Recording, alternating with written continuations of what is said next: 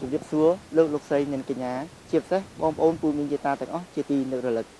ថ្ងៃនេះជាខ្ញុំទាំងពីរនាក់បាទគឺខ្ញុំបាទខាងគិតសាលានិងខ្ញុំចាំលក្ខណៈចាបាទរូបគ្នាថតឲ្យផលិតកម្មឆ្លងដែននៅបទមួយដែលមានចំណងជើងថាបានបងជាគូបាទតាមរយៈបទនេះគឺថតនៅ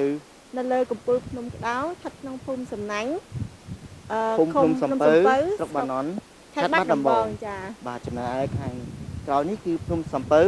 និងខាងស្ដាំដៃរបស់ខ្ញុំគឺភ្នំក្រពើដូច្នេះសូមអញ្ជើញលោកស្រីនិងកញ្ញាតាមដានទស្សនានៅទិដ្ឋភាពប្លែកៗនិងជាមួយនឹងបទចម្រៀងដ៏ពិរោះដូចតទៅផងដែរបាទសូមអរគុណ